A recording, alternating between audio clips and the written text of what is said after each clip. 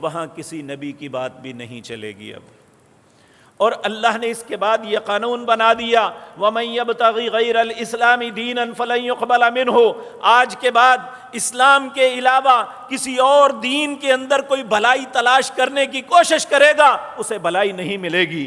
پیارے نبی جناب محمد الرسول اللہ نے فرمایا جس کے کان میں میری نبوت کی بات پڑ گئی، وہ یہودی ہے، وہ عیسائی ہے، وہ مجوسی ہے، وہ صابی بے دین ہے، وہ دہریہ ہے، جس کے کان میں میرے رسالت کی بات پڑ گئی اس نے میری رسالت کو قبول نہیں کیا تو وہ جہنم میں جائے گا۔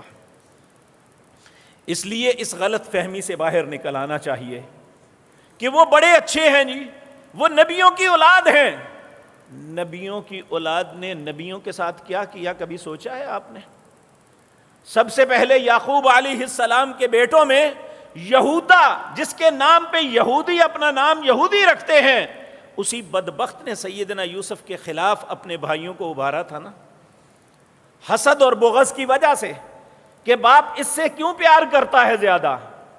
اسی یہودا نے ابھارا تھا اور کہا تھا اقتلوا یوسف، اس یوسف کو قتل کر دو، کہ جسے ہم سے زیادہ اہمیت مل گئی اسے قتل کر دو، یا اسے کسی ایسے کنویں میں ڈال دو تاکہ باپ کی توجہ ہماری طرف ہو جائے۔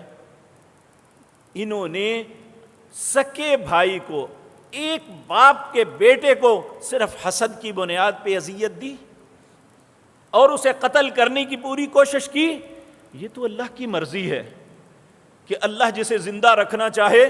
موسیٰ علیہ السلام، فرعون نے 70 سال تک بچوں کو مارا تھا صرف اس لیے کہ اسے جو خواب آئی تھی کہ ایک بچہ میری حکومت کو ختم کرے گا، وہ بنی اسرائیل سے ہوگا، اس نے ان کے بچوں کو ذبح کرنا شروع کر دیا۔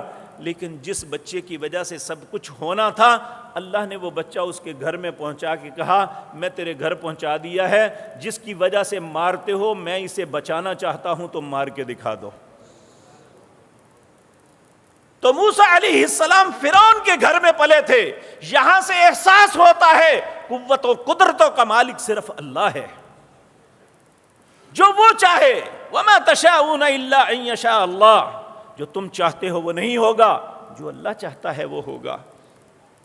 اور پھر میرے بھائیوں، انہی بنی اسرائیلیوں نے ہر نبی کے ساتھ بدعہدی کی، ہر نبی کے ساتھ، حتیٰ کہ موسیٰ علیہ السلام، ان کے اتنے احسان ہیں اس قوم پہ کہ موسیٰ علیہ السلام نے فرعون اور آل فرعون سے انہیں نجات دلوائی تھی، جبکہ صدیوں سے یہ فرعون اور قبطی قبیلے کے غلام تھے۔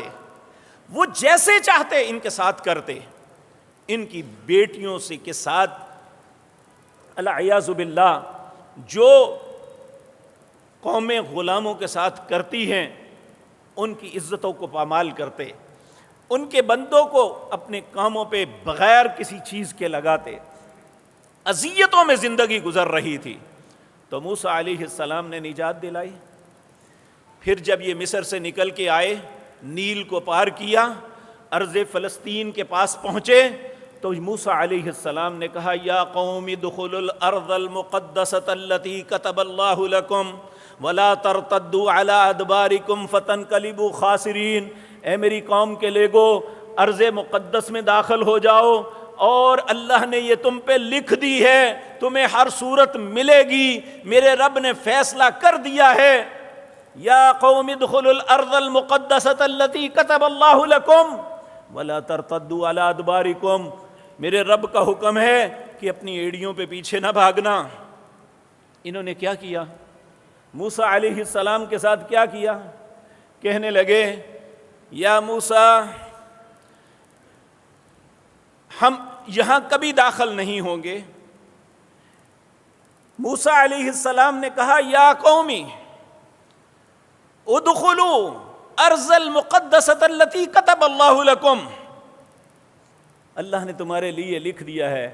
کہنے لگے یا موسیٰ ان فیہا قوما جبارین، اے موسیٰ یہ قوم تو بڑی سخت ہے، انا لن ندخلها ابدا ما داموا فیہا فاذهب انت وربک فقاتلا، ہم اس میں کبھی داخل نہیں ہوں گے تو اور تیرا رب جا کے لڑ لے، جب فتح کر لو گے تو ہمیں بلا لینا۔